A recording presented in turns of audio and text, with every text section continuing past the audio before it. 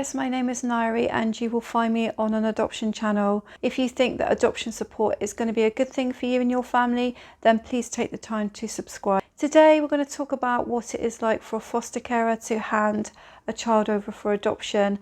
And I'm an adopter of two boys who are 10 and 11, but I've also been a foster carer for 5 years back along, so I've had to pass over children to adoption before. My husband and I were foster carers for 5 years, and we tended to have children for longer. Although we were only time limited placements, we ended up with children for at least 2 years every time, and obviously we ended up with our sons for a lifetime, which is different from foster carers who have either emergency placements or always have babies coming in that sort of turn over in a quick period of time.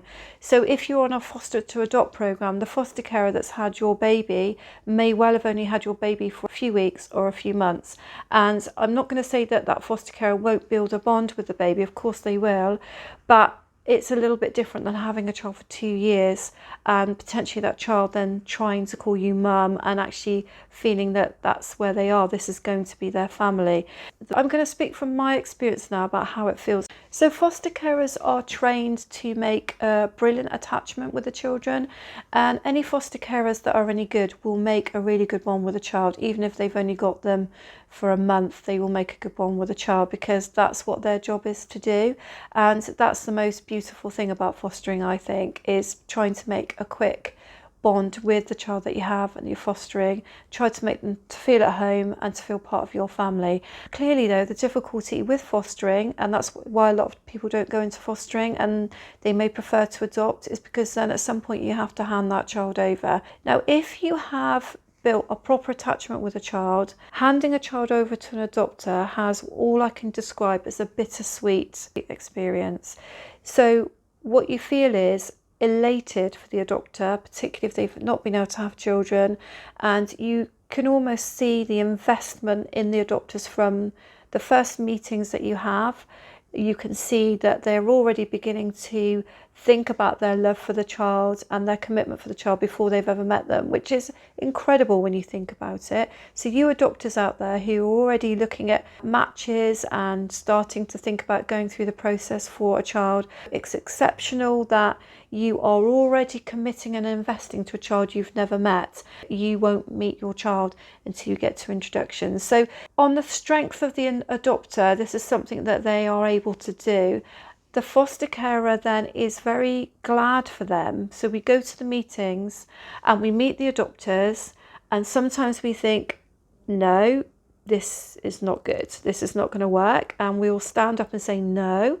And a lot of the time that foster carer may not be listened to, but sometimes they are. But the sweet side of it is they know that they're going to be handing over a child to live in a family where that adopter is already making investment commitment and is going to try and give them the brightest future possible. And research does tell us that children do better by being adopted than by being fostered, and that's however amazing a foster carer might be. The bitter side of it is that if you've had a child for 2 years like we did, then you know you're going to get your heart broken, and there is no way around that. You will get your heart broken, and the introduction process for the adopter is probably long enough. The adopter's probably feeling at the end of it, I really want the child into my home. I want to make decisions around the child. I don't want the foster carer's involvement.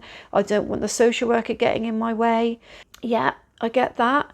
For the foster carer, 2 weeks to hand a child over that you've had for 2 years, how anybody could ever say that was to the benefit of the child to just be moved from one house to another in 2 weeks with somebody that they've learnt to bond with, cannot see the sense in it at all. You hand that child over and you're told not to look back, just to walk away, and that feeling of loss is overwhelming in that moment, and it's probably overwhelming for the next 3 months. You're going to grieve for that child when that child goes. So are your birth children and your family. So if you have children that have also invested in that foster child and taken them out for you and got involved with you, their heart gets broken as well. Really be cut up about the fact that they may not ever see that child again. And this is the thing that I think as adopters, the message I want to give to you, really need to try and still keep in contact with that foster carer, even if it's once a year, even if it's by letter,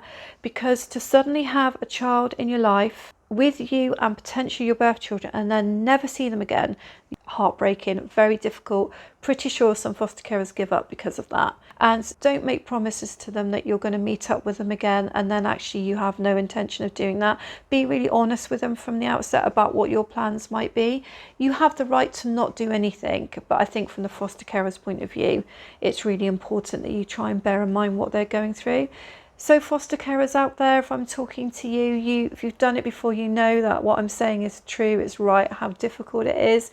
But I just want to encourage you, the way that I see it is that we're just a small piece of jigsaw in that child's life, the full jigsaw puzzle with however many pieces, and you may have put together 5, 6, 7, 8 pieces in there for them by nurturing them and building that attachment and being that special person for them. And because they've been able to bond and attach with you, they're going to be able to do that with their new adopter. So guys, I hope that helps you to understand that relationship between fostering and adoption and how important it is to try and make it work together and how important both of you are. And if you find my video useful, then please consider subscribing, giving me a thumbs up so I can grow this channel for you.